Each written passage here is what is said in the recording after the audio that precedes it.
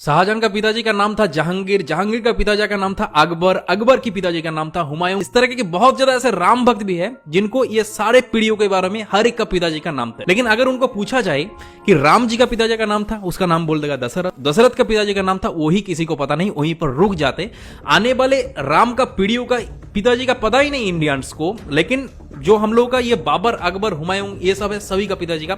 एक के बाद एक पूरा एकदम 7 पीढ़ियों तक नाम एक के बाद एक बोल देगा। तो दरअसल आज की इस वीडियो के अंदर आप लोगों को राम जी का पूरा पीढ़ियों के बारे में कि कहां से राम जी आए थे, वीडियो को इतने ज्यादा लोगों के साथ शेयर करो ताकि हर एक इंडियंस को ये राम जी का पूरा पीढ़ियों के बारे में पूरा पता चले। तो प्रभु श्री राम जी का पिताजी का नाम था दशरथ, दशरथ के पिताजी का नाम था अज, अज के पिता का नाम था नाभाग, नाभाग के पिता का नाम था ययाति, ययाति के पिता का नाम था नहुष, नहुष के पिता का नाम था अम्बरीशी, अम्बरीशी पिता का नाम था प्रशुशुक, प्रशुशुक के पिता का नाम था मरु, मरु के पिता का नाम था सिग्रग, सिग्रग के पिता का नाम था अग्निवर्ण, अग्निवर्ण के पिता का नाम था सुदर्शन, सुदर्शन के पिता का नाम था संखन, संखन के पिता का नाम था प्रबद, प्रबद के पिता का नाम था अंजुमन, अंजुमन के पिता का नाम था दिलीप, दिलीप के पिता का नाम था भागीरथ। और ये वही भागीरथ है जो गंगा को पृथ्वी पर ले आई, जिसको आप लोग भागीरथ के नाम से भी जाना जाता है। राजा भागीरथ के पिता का नाम था कुकुस्त, कुकुस्त के पिता का नाम था रघु। और ये रघु वही राजा है जिनके नाम पर ये रघुकुल पड़ा है। ये बहुत ही पराक्रमी और तेजस्वी राजा थे। आज भी कहा जाता है कि रघुकुल रीत सदा चली, प्राण जाई पर बचन न जाए। तो राजा रघु के पिता का नाम था राजा असमंज, राजा असमंज के पिता का नाम था राजा सगर, राजा सगर के पिता का नाम था राजा